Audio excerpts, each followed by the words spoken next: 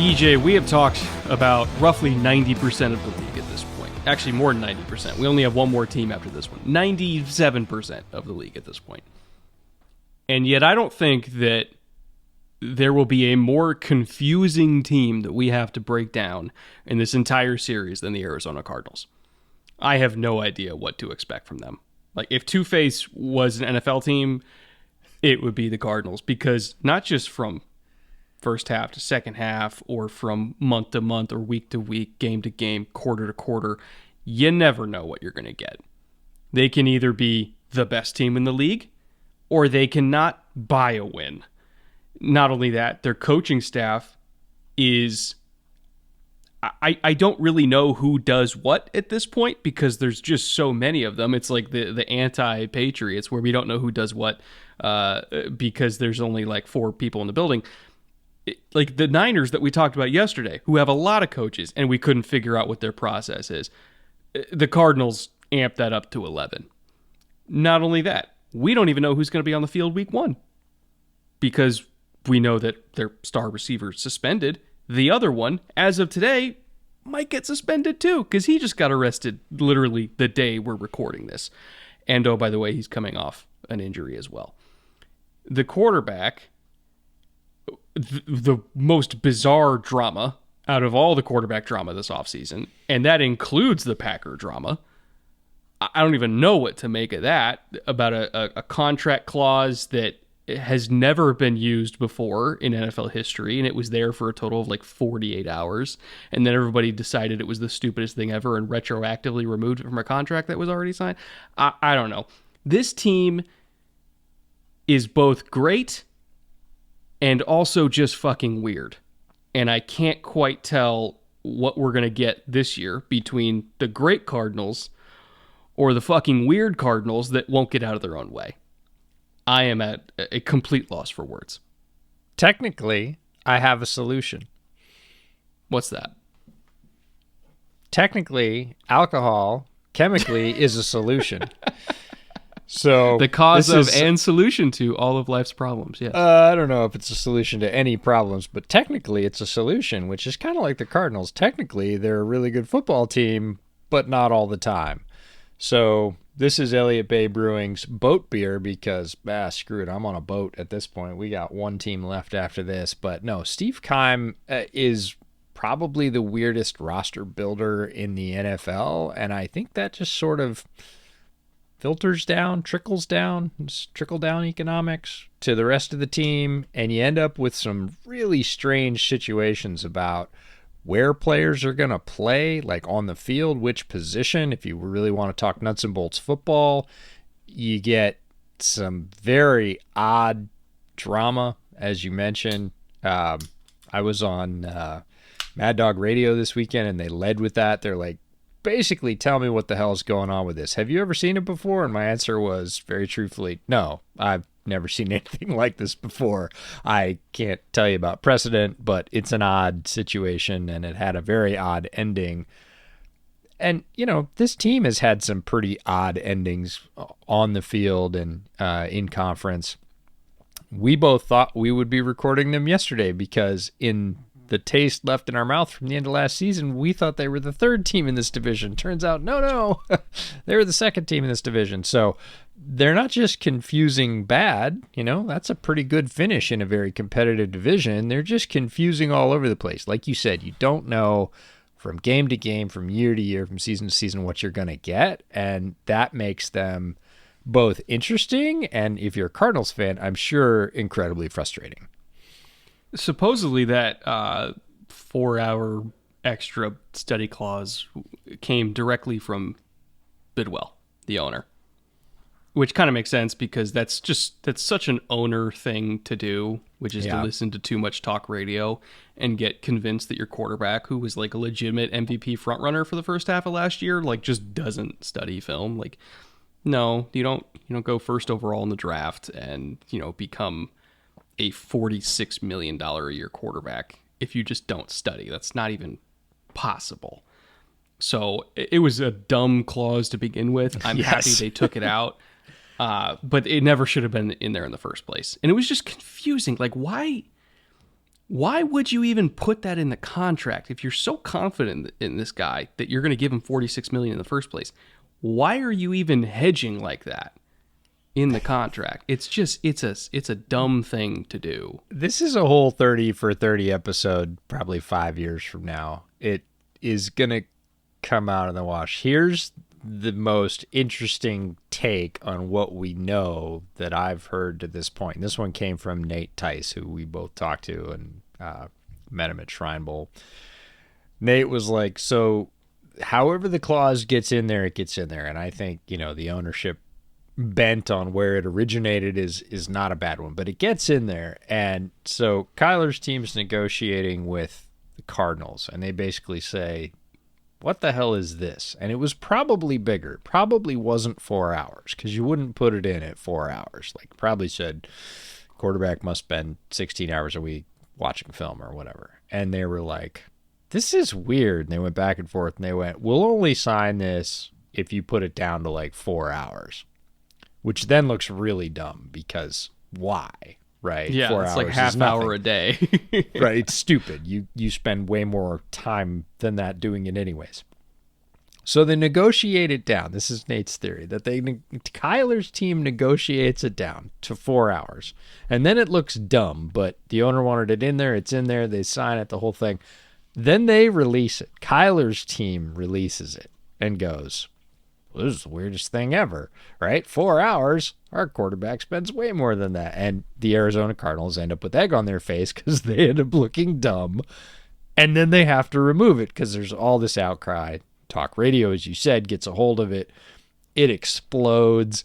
And then they get it removed entirely. So they negotiate it down so it looks dumb. Then they leak it and say, look, this is dumb. And then they have to pull it and they're like, ha, we got that out of there. And I was like, I mean, it worked. I was like, touche, Nate. I think that's a really good theory. Whether because there's no way the not. Cardinals are leaking it. The Cardinals are not putting that out to the media. No, because they would look awful. So I actually thought Nate's take on it was a good one. And either way, one of, like you said, the strangest things we've seen in the NFL, period, but certainly in the sort of quarterback dramas. This one is out there. It's one of the weirdest, easily. Yeah. And this is coming off the same offseason where Aaron Rodgers is going on like ayahuasca retreats in the desert and getting astrology tattoos. And yeah, this was up there. But yeah, overall, again, very talented team. We don't want to sound like this is just a negative episode. Like we think very highly of them. They're absolutely a playoff caliber team. They're just weird in so many ways. They are odd. And that brings us to our little 2021 recap, recapping a very weird season of 2021 that got us to where we're at today. They finished 11-6, but remember, they started as a dominant force. I believe it was like 8-1 up through that Packers game that they lost. Also, speaking of weird, inexplicable losses, that one.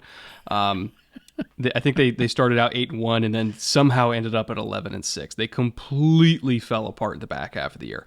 Obviously, the DeAndre Hopkins injury was a heavy factor in that, because the offense pre-Hopkins or with Hopkins and without Hopkins are two very different things. So they did kind of get beat up towards the back half of the year. Obviously, J.J. Watt got hurt as well. Like, durability was a concern.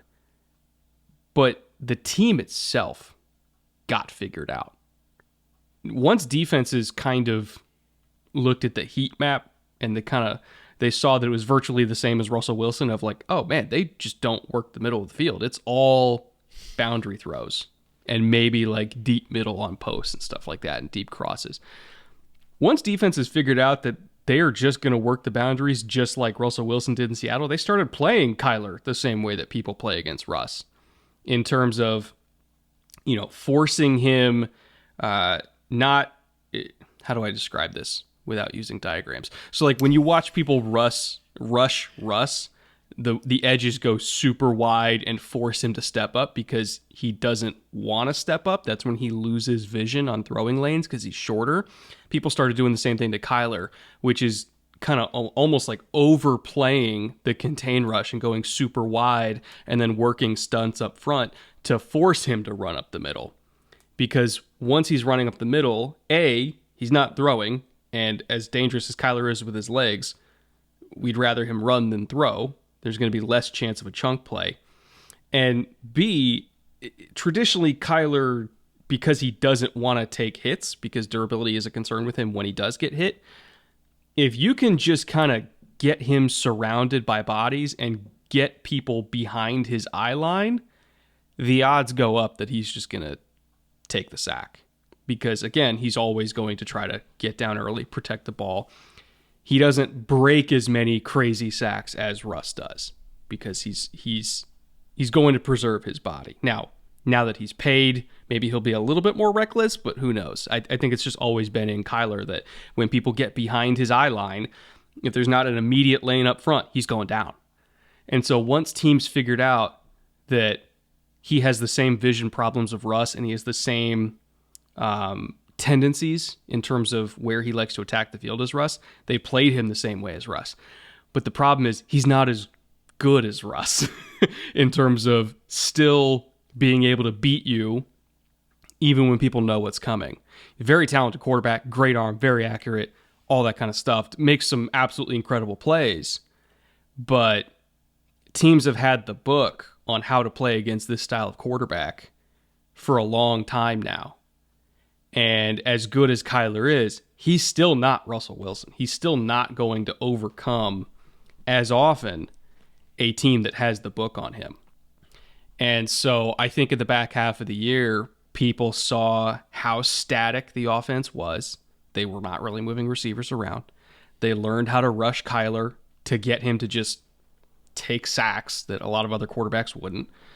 And they figured out that he's not going to, work the middle of the field, so don't commit resources to work in the middle of the field. You can flare out your linebackers and have them, take the number 3 up the seam. Like, you don't really need to have a rat in the middle because he's not going to work there anyway. So people were calling coverages specifically to attack what Kyler likes to do, and Kyler just couldn't overcome it.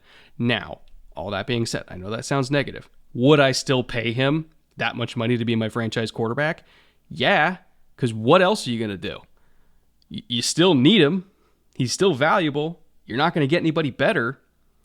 But I think that the Cardinals really, this offseason, needed to go back to the drawing board and figure out how to overcome defenses that know exactly what they're going to do. And I think it remains to be seen if they've done that. We might not find out until October or November if they have changed things to accommodate or to accommodate for the fact that defenses know exactly what they're getting every time Arizona steps on the field. Two things. First thing, I'm not going to put it all on Kyler's head because this is Cliff Kingsbury's MO. He falling is apart in the second half. Dead cold in the second half and always has been. College coach, pro coach, this is not a new trend for Cliff. This is the book on Cliff, if there is a book on Cliff. Is real hot in the first half, absolutely lifeless in the second half. And it has always been the case. So he's going to have to overcome that as well. That's the first point.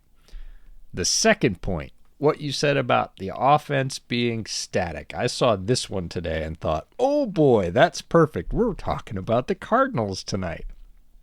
Doug Farrar, who writes for Touchdown Wire over at USA Today.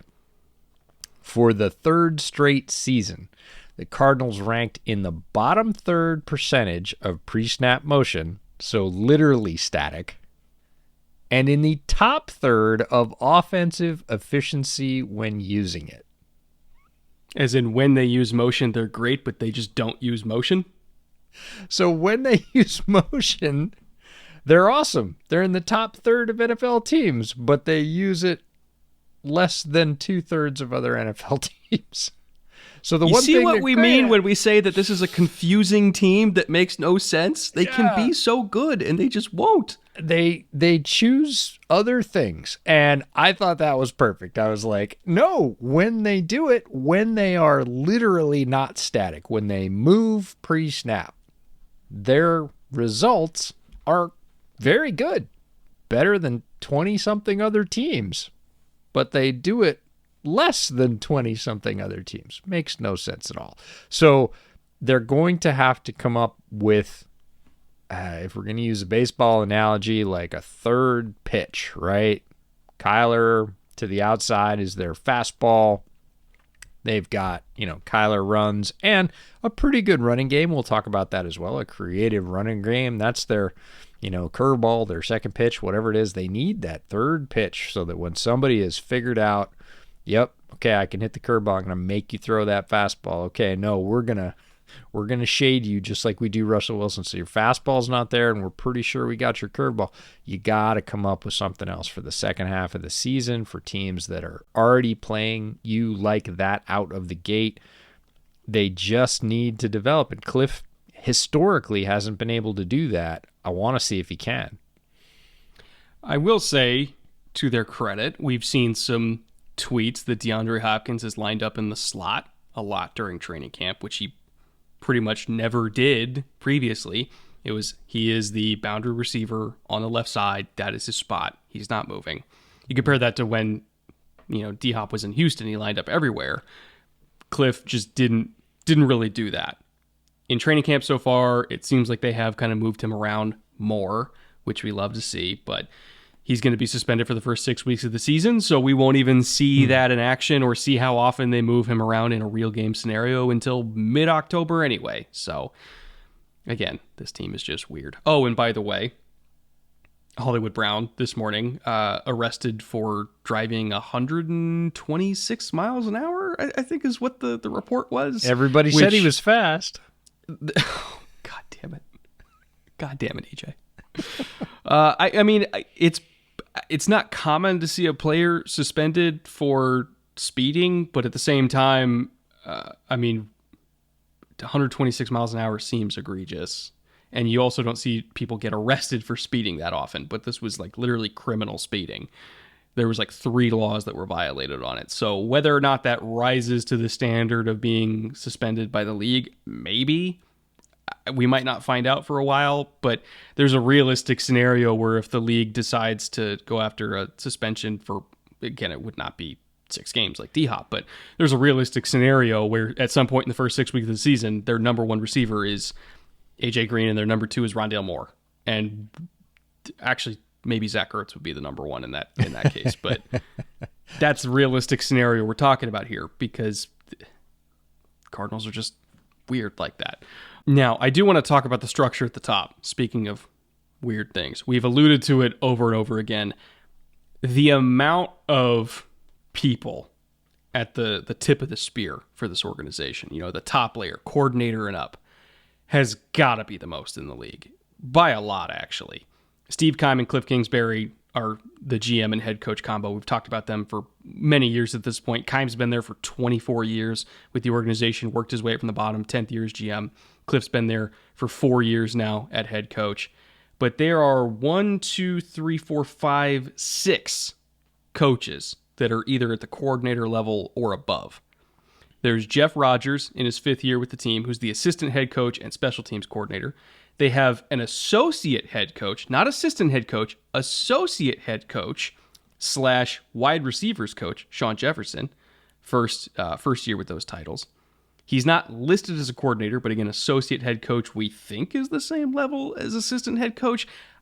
Honestly, we have no idea what the difference is, but we have to list it. They have a run game coordinator / offensive line coach, which seems to be more common these days of having your offensive line coach also be the run game coordinator. That is Sean Kugler. Very good at it, by the way. I love the Cardinals run game. He's awesome.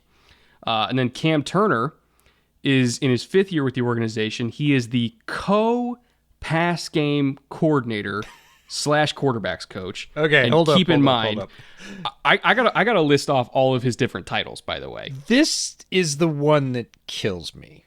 Like, so far, like you said, I can't think of any other team that has both an assistant and associate head coach. A lot of teams now have an assistant head coach title, and that's to basically elevate an assistant so they can keep them or draw them away from another team with a similar title. They can add the assistant head coach title. So that's really common.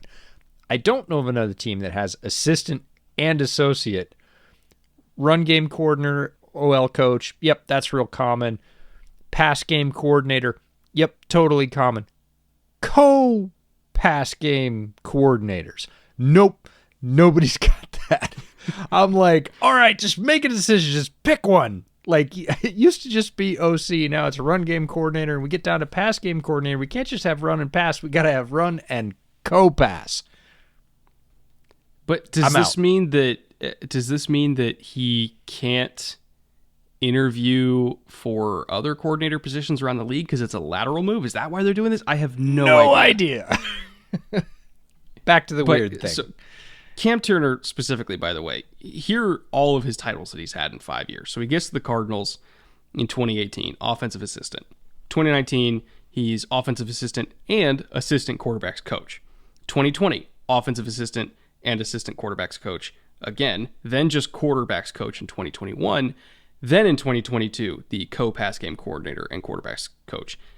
He's shifted titles basically every single year since he's got there. And I mean, I assume he's been doing the same work just with a different title, because how do you have two co-pass game coordinators where one specializes in quarterback, and then Spencer Whipple, who's in the past, he's been a wide receiver coach. I assume that he specializes on the receiver and tight end side of things. But who's actually calling the pass play? Is it Cliff? Like, are they just doing in a game plan capacity, and then Cliff actually calls it? No idea. I've never seen this. Like, run game coordinators, that's common enough where we know, like, the coach will be like, give me a run play for 3rd and 4 from the 40 based on their tendency study, and they'll do it. Sean Kugler will do that. I just don't know what to make of having, I mean, if we include Cliff, 3 pass game coordinators, because that's kind of Cliff's thing. Like, he's an offensive coach that's called his own offenses for years. I don't know. Cardinals are weird. At least on defense, it's pretty easy. Like, Vance Joseph is the DC, and he's it. I'm going to say, I'm not wild about the bias here, and the bias is towards offense. On offense, we have 1, 2, 3, 4 guys, plus Cliff, who, as you said, has been heavily involved in the offense. Actually, it's 5. Right. Fine. Because both the assistant head coach and the associate head coach are both involved in the offense. But Jeff Rodgers is a special teams coach.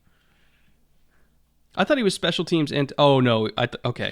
See, this is why it's so fucking confusing. I thought he was special teams and tight ends, but he's just special teams. So you got like 5, 6 guys involved on offense with all these fancy titles and all this micro slicing of who's responsible for what. And then they're just like, hey, Vance, defense. You just do the defense thing, the whole thing. He's like, do I get any like special assistant head coaches? And they're like, no. He's like, do I get any co-run game defensive coordinators? They're like, no, Vance, that's cute. Just do the defense, right?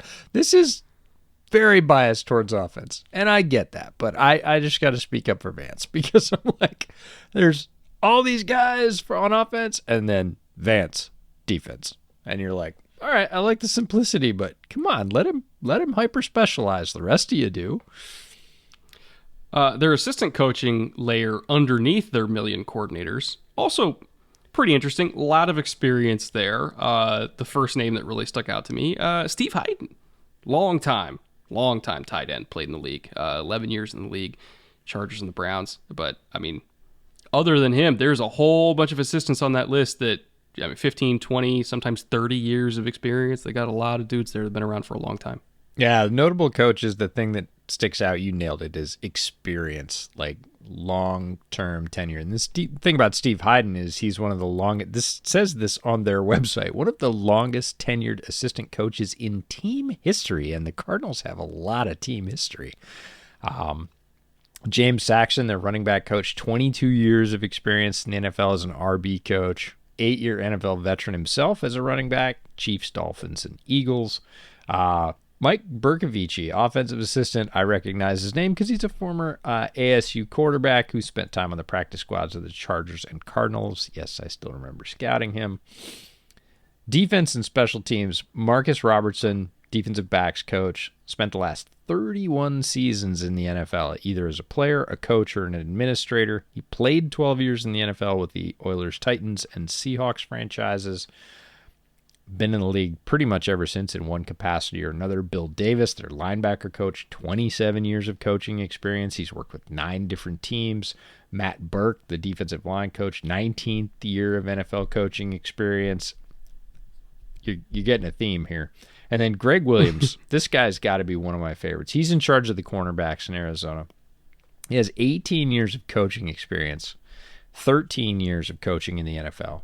But my favorite thing about Greg Williams is he played in NFL Europe 2 seasons, the XFL for a year, and the Arena Football League for 5 years. He had an 8-year football career, never really played in the NFL. He was on a couple of practice squads, and he was in a couple of preseasons. The guy played professional football for 8 years, never sniffed the NFL. That guy just loves football. He just loves playing ball, and I love that about him. By the way, for people that are on the audio-only version and not the YouTube version of the show, we don't mean that Greg Williams. No, it's not that Greg Williams. The other coach, Greg Williams, yeah, that coaches defense. Yeah, no, he's... I bet this Greg Williams wouldn't put his safeties like 30 yards off the line of scrimmage. Or call... Oh, blitz. don't. You know, I'm don't. not even going to say it. I'm nope, not even going to say nope, it. Nope, don't do it. I can only get in trouble here. Oh, man. All right, let's talk about the free agency losses / gains / retentions, because the Cardinals did spend a whole lot of money. It wasn't just on Kyler Murray. They went into the offseason with literally $2,100 of cap space at the beginning of the offseason. Had to do a whole bunch of moves to clear cap and, generate a whole bunch of money because they knew they were trying to pay their own guys. So, they restructured Hopkins. They designated Jordan Phillips as a June 1st cut, which by itself freed up like $10 million. So they made a whole bunch of moves to free up money. But part of them saving money to kind of keep their stars and their core together was they had to let a lot of good players walk away. Chase Edmonds is now in Miami. He got $6 million from the Dolphins. Max Garcia is with the Giants now, about 1.2. He's not a starting quality interior offensive lineman at this point in his career, but I do think that he could be a serviceable backup, but neither here nor there. They let him walk. Christian Kirk was obviously the big one. He's in Jacksonville now at $18 million a year. He was never going to be worth that to the Cardinals, so that was a good decision by them. Chandler Jones, unfortunately, is now out of Arizona. He's with the Raiders at $17 million a year. I think he is well worth that amount of money. Obviously, durability is a concern with him, and it has been for a while, but when he's on the field, he is still an elite edge rushing talent. So, sucks that he had to walk away, or at least go somewhere else, but they couldn't afford to keep everybody, and he was the odd man out. Jordan Hicks is now in Minnesota, also at $5 million a year up there in Minneapolis. But with all of the money that they didn't spend on that core, or secondary layer of their core, they were able to spend a whole bunch of money on the rest of the big names they wanted to keep around. Obviously, Kyler Murray got $46 million a year. DJ Humphries, just yesterday, the day before we were recording this, got a 3-year deal for well over $60 million. I think his average per year is $15 million or so, but could escalate up to 22 if I recall. I haven't read the full details yet. We don't have the full details yet as of the time of recording this, but I'm pretty sure the max he can get is 22 million a year, but the minimum is like 15, and it's all, there's escalators and stuff like that. But either way, they spent a whole bunch of money to keep him in town. Zach Ertz, also $10.5 million a year on his 3-year extension. Justin Pugh, $5 million a year. AJ Green, still around at $3.5 million a year. Actually had a pretty nice season as like a wide receiver 3, wide receiver 4 for them. James Conner, this was another big one that I didn't quite expect, but he got $7 million a year. If I have to choose between James Conner at 7 and Chase Edmonds at 6, it's close. Personally, for me, I would lean a little bit towards Chase Edmonds there, but I also acknowledge that James Conner himself is a very good running back. He's a red zone monster. They love him. They want to keep him around. I get it. They have some other young running backs that I'm pretty excited about as well, but neither here nor there. And then Andy Lee, still going, 40 years old. I had to shout out Andy Lee. I'm all for the old guys for obvious reasons, but 40 years old playing in the NFL. I have trouble getting out of this chair after 3 straight podcasts, and here's a guy kicking, getting, it's $1.5 million, but Andy Lee has been doing it forever. So cool to see him get re-signed.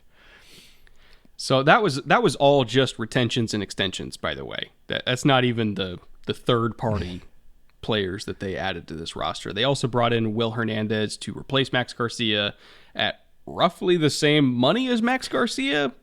So here's my question about this. Did Will Hernandez and Max Garcia shake hands in whatever hub airport they connected in as one went from being on the Cardinals to go to the Giants and the other went from the Giants to go to be on the Cardinals to play basically the same damn position? Did they pass for the same money? Did they pass in Charlotte or DFW or something and hey man, oh, here's my practice stuff. It's got here's my Giants logo stuff. Okay, cool. Because we got through that one at the Giants. I was like, wait a minute, they traded guards for the same money. Okay, all right. And at least last year they were similar caliber player as well. So it's just one of the very weird things that happens in an NFL offseason. And it's not weird Cardinals like we opened the show with. It's just occasionally that happens. Basically, teams swap players at the same position. Usually there's a disparity in money or production. This one is about levels. It almost seems like there should be an NFL arbiter that steps in and goes, yo, don't make a move. Just, switch names on the back of the jerseys or whatever, but just keep them where they are because that seems gratuitous. They also brought in Darrell Williams to add to that running back room, be either RB2 or RB3 for them. Depends on how much you like Keontae Ingram. I'm a massive Keontae Ingram fan, so I see Darrell Williams as RB3, but hey, we'll see. And then last but not least, of course, there was the big trade for Marquise Brown. They gave up a first-round pick for Marquise Brown in a very deep receiving class, and I get it on some level, but at the same time, you're trading for a guy that you're gonna have to pay in an exceedingly expensive receiver market that your own former player, Christian Kirk, exploded. And this guy's going to want roughly the same amount of money, whether he deserves it or not. That's what he's going to go for, that, DK and Debo and all them are getting. A.J. Brown, it's like 25 million is the going rate. And you spent a first-round pick on him, so he has the leverage. You're going to have to pay him whatever he wants, or else you just wasted a first-round pick. So not only are you giving up a first-round pick in a very deep receiving class, but you're also going to be spending 25 million on Marquise Brown, who, by the way, has already gotten hurt. And then on the actual day he came back off of his offseason injury, because he had a hammy and an ankle injury 4 days before camp started, came back in the first week and literally on that day got arrested for speeding at 125 miles an hour in a school zone. I don't get it. At the time, you and I were kind of down on the move, period, just because of literally everybody that was still in. You could have just drafted George Pickens. You didn't even need a first-round pick to draft Pickens. It seemed like a lot. It was a lot. It was a lot. Yeah, for what Marquise Brown is and what he does, it seemed like a lot, given that, yes, you are going to have to pay him, and you just gave him all the leverage. One or the other. I don't mind paying him. I don't mind giving him the leverage, but I'm not going to give him the leverage and then have to pay him at the top rate, because if he comes out and says, I'm worth $24 million, and you go, hey, Marquise, you had 900 yards and 6 touchdowns, which would be a nice season, but not a $24 million a year season, he can go, fine, let me go. And you're out your first round pick, so he holds all those cards. When we go back to that, Steve Keim builds one of the weirdest rosters in the NFL. They do have the potential to go full Smurf here.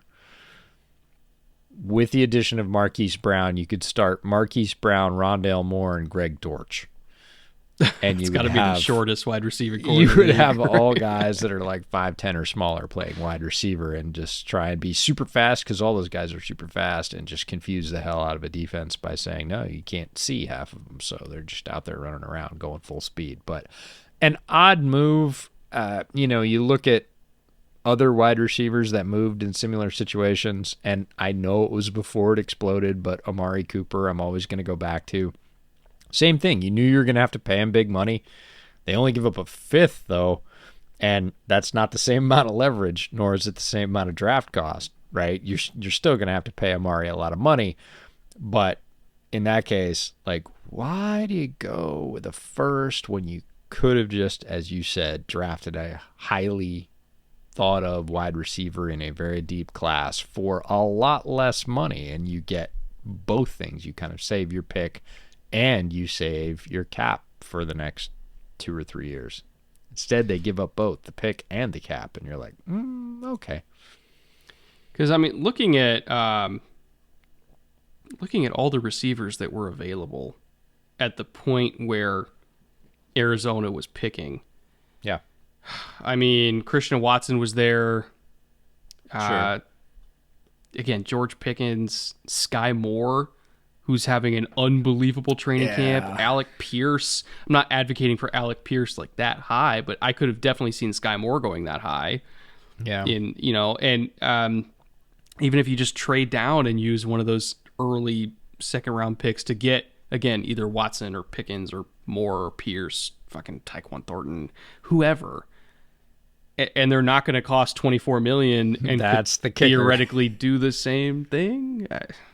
I don't know. Yeah, it's an odd move, but then again, talked about at the top that Arizona likes to make a lot of odd moves in terms of roster building, and they will continue to do so. And Keim has that backing of the Bidwells. He has been there a long time and been making odd moves for a long time, and has been able to survive doing that. So they obviously don't dislike it, but it does put together a very strange roster in certain cases.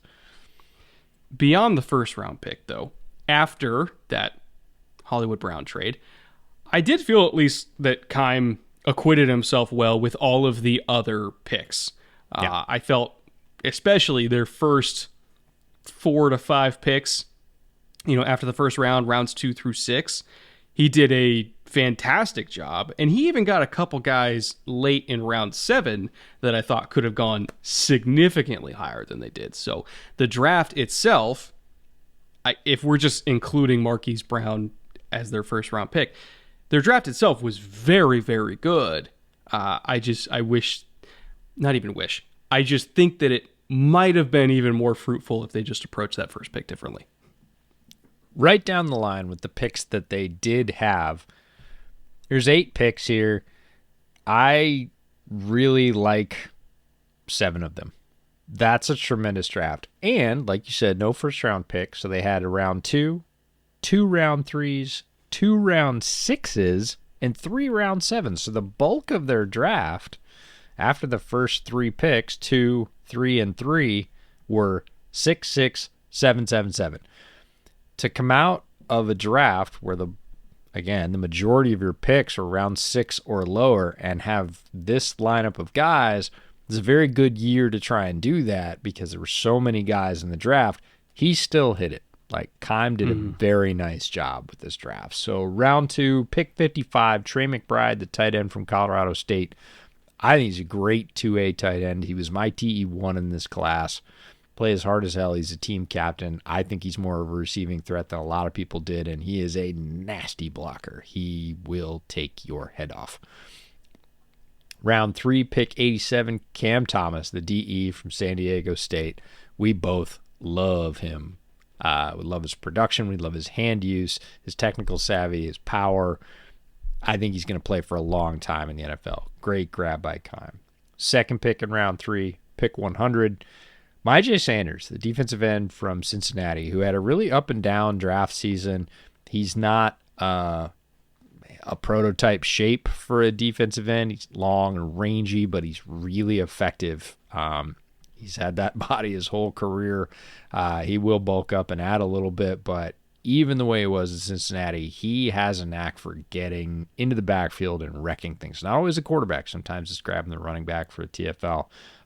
Really interesting player. Want to see how they deploy him, because that's the other thing about Arizona draft picks. They don't always end up necessarily in the spots you think they will or should, but Myjai Sanders, really talented player. Then we drop all the way from that pick 100 to pick 201. We take a 101 pick break before they get Keontae Ingram, the running back from USC, who you really like. I thought he was good. Liked his tape, runs really hard, got to see him at the Shrine Bowl, came away more impressed. If you're going to get running backs and stack them, 6th round is a great place to do it. Keontae Ingram, honestly, I don't think probably should have been available in the 6th, but he was, and Keim took advantage. 2nd round 6 pick, number 215, Lacita Smith, the guard from Virginia Tech. I like Lacita Smith a lot. He is a powerhouse. He will move you. He's a load. He's got heavy hands. Not necessarily the most mobile on outside zone type runs, but will run you over with ease. And again, I'm surprised he was there in round 6. Round 7, pick 244, Christian Matthew, the cornerback out of Valdosta State. The only pick I mentioned. I like 7 out of 8. Wasn't super familiar with Christian Matthew. Valdosta State, not a huge school. Didn't end up scouting him. Was kind of like, it's not that. This is not anti-Christian Matthew. This is an I don't know. 2nd pick in round 7, 256 overall, Jesse Luketa, the linebacker from Penn State, who is a physical marvel, will be an automatic special teams ace for them and may move into a more base role on defense. He has the physical capacity.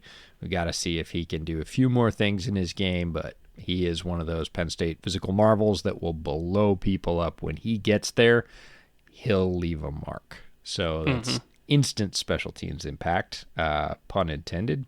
And 1 pick later, their last pick, round 7, pick 257, Marquise Haynes, the guard from Oklahoma, who I was also a little bit surprised lasted that long. He had been much higher up in sort of pre-draft circles, talked about in late round 4, round 5. The fact that he was there in round 7, he's a little bit like Lacita Smith for me, similar types of players, so they sort of identified that and honed in on it. It's not like he brings a range of different skills. It's like they got 2 of the same one, but they're both really good players. So overall, again, doing all that work with the majority of 6th and 7th round picks, Steve Keim did a really good job. I do want to hit on Keontae Ingram because he was one of my favorite running backs in this class. I compared him to Kareem Hunt. When you watch them run on tape, he looks like a dead ringer for Kareem Hunt. He's a fantastic running back. Now, he was a little bit older, had a bunch, little bit of wear on the tread there as a prospect, so I can understand, maybe him slipping a little bit, but I did not think that 6th round was appropriate for what you saw him do on the field at USC. He was fantastic. That being said, there's been a little bit of intrigue at the running back position for this team because Eno Benjamin, speaking of bootleg favorites, we saw him at the Senior Bowl in 2020, right before we started this podcast. We were both there watching Eno, and that was Mobile, right? 2020? Mm-hmm. Yeah. Sorry, everything is a blur when it comes to All-Star games at this point. Hardcore smooth brain. But we loved Eno when he was coming out, and he has been the talk of the Cardinals offseason. It's just been Eno hype, like all gas, no brakes the entire offseason. Now, Darrell Williams' contract makes him basically uncuttable. Not that I think he should be, but he's going to be there. You don't pay him the money you're paying him, that's all guaranteed without him being there. So the last running back spot comes down to Keontae Ingram and probably Jonathan Ward, just looking at the depth chart. I like Jonathan Ward, but I really like Keontae Ingram. Some people think that Ward is going to beat out Ingram. I personally would be surprised by that. What I do know is this: whichever one doesn't make it is going to get a job immediately in the league, because there are some running back groups around the NFL that are very thin. I look at Houston as an example. If Keontae Ingram somehow ends up getting cut, he will be a Texan within 12 hours because they need a guy like him. Plus, he's a Texas kid. But I really, really love that pick, and I don't think that they would take him, knowing that their running back room is deep. I don't think that they would take him at that spot without there being an available job. So I think he is going to make it. I just want to clarify the running back situation for people listening to this, because I know that there has been a lot of debate about who actually is going to be, the final four that they carry, whether it's going to be Ward or Keontae. I think it'll be Keontae. Now, Cameron Thomas, he has really, really big shoes to fill because obviously Chandler Jones no longer there. There's a bunch of available snaps in their edge rotation because right now they got Marcus Golden, and they got, Gardick is probably going to back up Golden. So opposite of Golden, you got Devon Kennard, and then behind him you got Dennis Gardick, and then you got Myjai Sanders as well, who they also drafted as a rookie. So there's 5 guys competing for snaps here. But I truly think that Cameron Thomas could be the most productive out of all of them. He was a vastly underrated player in this class. The only reason he went in the 3rd round was because of injury. I think he got through one drill at the combine and popped a hammy and then couldn't do anything else. But based on verified times from before the combine, he was probably going to put up a very impressive performance, and especially in the 3-cone. There were rumors that he was like a 6'7", 6'8", 3-cone kind of guy, which at his size is scary. So I kind of saw him as I don't even want to say, or I'm not even going to say like Walmart Aiden Hutchinson because that's an insult. I think he was a diet Aiden Hutchinson. Like he's really not that far off what Aiden Hutchinson gives you. I think Aiden's a little bit more powerful, but in terms of cornering ability, really, really good hands. Obviously the motor is just insane. I think that he is a lot closer to Aiden Hutchinson than people think. And I think the pressure totals that he had his last year in college tell that story as well. He had 1 billion pressures. He was one of the most productive pass rushers in the entire country at any level. So I think that Cam Thomas, he does obviously have his work cut out for him. Marcus Golden's a good player. Kennard's a good player. Gardick is extremely productive somehow. He always has been since he got in the league. But in terms of ceiling, I think Cam Thomas is going to be their next guy. And I know he's a 3rd round pick. Trust me, he is far better than a 3rd round talent. He should have gone a lot earlier than that. And were it not for injury, I truly believe he would have. A great haul, Mike Heim. Needed, especially with limited ammunition. If you told me that he was going to pull that list of players with that level of picks pre-draft, I probably would have looked at you quite sideways. I don't think I would have believed that all those players would end up on Arizona's roster. If you told me that the majority of their picks were in the 6th and 7th round, I would have been like, okay, well, that's nice, but that person, quote unquote, not going to be there. Very deep draft this year. Keim benefits, and therefore the Cardinals benefit. As far as UDFAs, they brought in a decent amount of UDFAs. In fact, a lot of running backs to fill that running back room, which was already fairly full. Ronnie Rivers, running back from Fresno State's the first one I want to talk about. He is a mighty mite. He is short but powerful, and gonna have trouble cracking that room. Might bounce around the league a little bit as a practice squad guy, but I bet he gets an NFL job before too long. I actually like TJ Pledger too from Utah, who I didn't highlight because he didn't stick. He's already gone. He was a camp invite, didn't last. And then the other one I really want to talk about is Darrell Baker Jr., the cornerback from Georgia Southern. Darrell Baker, I think, has a future with the Cardinals. He's got good size. He's physical. He played, not necessarily at a smaller school, but a less high-profile school, let's put it that way. He had plenty of pre-draft buzz. I don't know why he didn't get drafted. Yes, there was a lot of depth at cornerback in this draft. Yes, there were just a lot of players overall. I would have bet, he was borderline for me, but I would have bet somebody would have picked him up because it's not just a height, weight, speed thing with him. He's a good player at corner, which is why I think he'll eventually stick with the Cardinals. So only a couple of highlights for me out of this UDFA group, but was happy to see that they brought a lot in. Gave him tryouts. It's a little odd that they brought in a bunch of extra running back depth with an already sort of crowded running back room based on who they brought in free agency and the draft itself. But I'm never gonna look sideways at a team that brings in a bunch of people because I believe strongly in the UDFA process, and who knows, they might pull other ones out of here as well. I 100% mimic your bewilderment that Darrell Baker wasn't drafted, because how often does a 6'1 corner with a 41.5-inch vert and 11.4 broad go undrafted? Something happened. I don't know what it is, but to the Cardinals' benefit, he's there. He is probably the most physically gifted corner on the roster. And that's saying something, because Byron Murphy is a really good athlete himself. Marco Wilson's great athlete, pretty good himself. Athlete too, yeah. But Darrell Baker's like top 1% of the top 1% in terms of athletic, just ridiculously athletic DB prospects. So something happened there.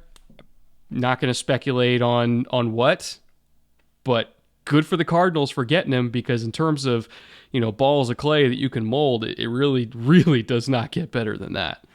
And by the way, this secondary, not to get off on a tangent, pretty underrated, I would say, in terms of talent, like just raw talent. Marco Wilson, Jalen Thompson, Budda Baker, Byron Murphy, obviously really, really good nickel. Antonio Hamilton at the other corner spot is really the only kind of, maybe. But if Darrell Baker, if they can develop him, considering the level of athlete that he is, if they can refine him and develop him into, his maximum potential, this might be, maybe the fastest secondary in the league, and that's saying a lot. I'm with you. It's sort of 4 out of 5. You look at the top 4 and you're like, man, that's really good. And you look at the last one and you're like, they could use one more. So, but they have a lot of players. It's not like they're short players that could fit in that last spot. They've got 5 guys that could potentially, be fighting for that spot. I think Antonio Hamilton's probably got the inside track, but that doesn't mean that, a month from now, 3 months from now, that, some of those other guys haven't risen up.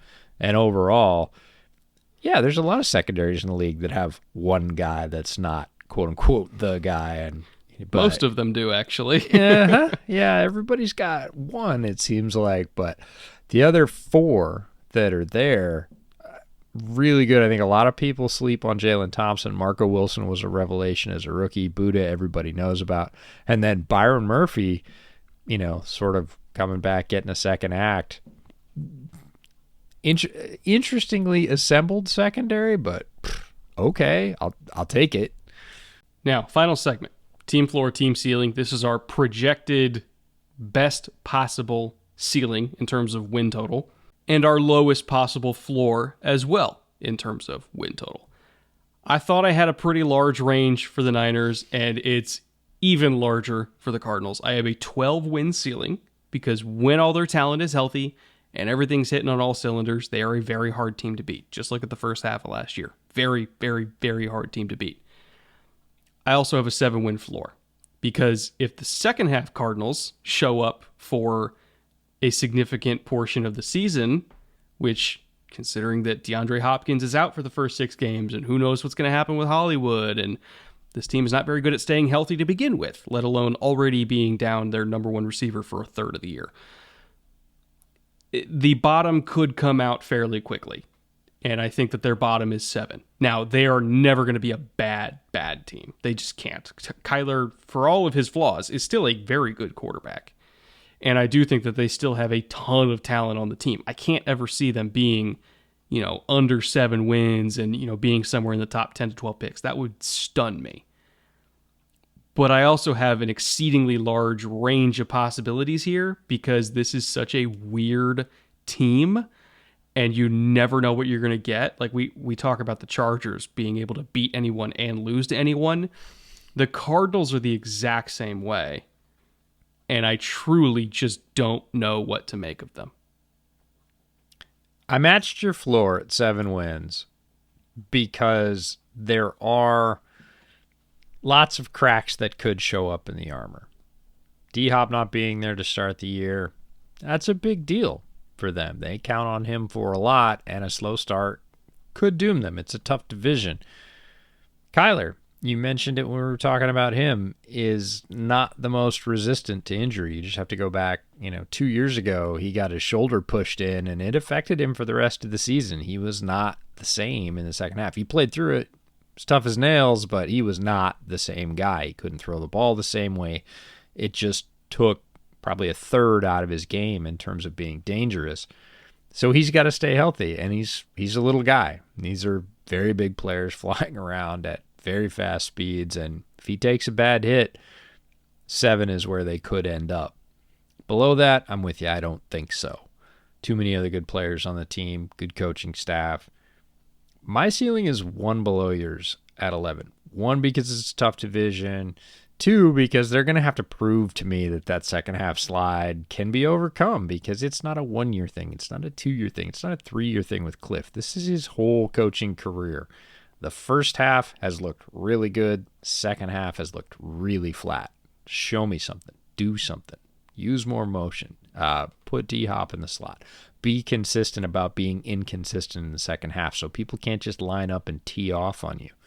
They do have to stay healthy. We just talked about the secondary, but it goes for other areas of the team as well. Running back we talked about as being really, really deep. There are lots of other position groups on this team that are not that deep, and if they suffer a couple of key injuries, they're going to get into reserves, and it's going to be hard to win games.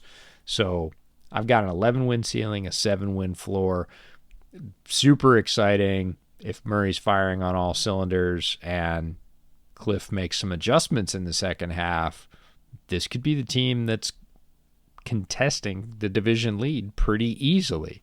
They could also be the team that's in the cellar of the division and looking at pretty much wholesale change, certainly from the coaching front at the end of the year, because if you have another year where you start hot and go on a big slide in the second half, it's going to be really hard to bring Cliff back. Didn't they just give him an extension? I know, I think, but actually, you know no, what happens. March, they did. You know what happens to coaching money when the tide turns against the team, right? And same thing, if they race out to like 6 wins and 2 losses and then win 1 out of the next 8. I don't know, man, because they extended Kingsbury and Keim through 2027. I don't know. I know they handcuffed that. him. Yeah, I saw that they did it together, and I was like, well, I guess you're going to keep getting what you're getting at this point, and I hope it gets I don't know.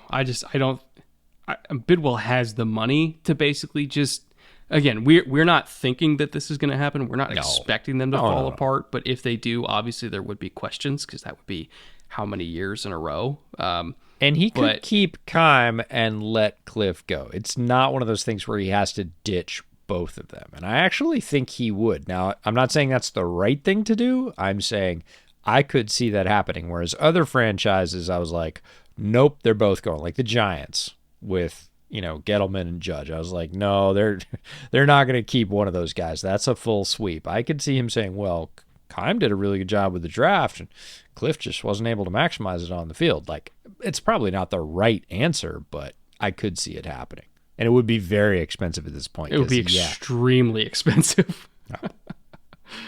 But hey, I mean, this is the same franchise that literally right before Cliff, Steve Wilkes got 1 year, right? So it's not like completely out of the ordinary for them to... Rosen got 1 year, which was also expensive. So it's not unheard of, but that's not the outcome we're looking for. That's not the outcome we're hoping for. We hope it works out. Yeah, we would love to see Kyler playing at an elite level and Cliff to overcome that, and then for them to make a deep run. It would be a fascinating study of getting there a different way. What a weird team. They're a good team, but a weird team. God. Yes. Anyway, tomorrow we only have one more team left in this series, and that is the Los Angeles Rams, defending not just division champions, but Super Bowl champions. And then remember, on Friday, we have our last macro division prediction show. We're going to be predicting, MVP for the division, offensive defensive player of the year, rookie of the year, coach of the year, division winner. This is a very hard division to pick a winner for, because at least 3 of these teams are capable of 12-plus wins. I imagine we're going to be talking quite a bit more Cardinals, because they have great players that could easily win any of those awards as well. So if you're a Cardinals fan, you want to hear our division predictions, come back on Friday for that. And if you're somebody who's stuck through every single episode of this series, first of all, thank you. Second of all, we got one more team preview to go. I cannot believe we're here, but we're here. One more to go, EJ. So we'll be back here tomorrow. Same time, same place for the LA Rams to cap this thing off. And until then, later. Take care.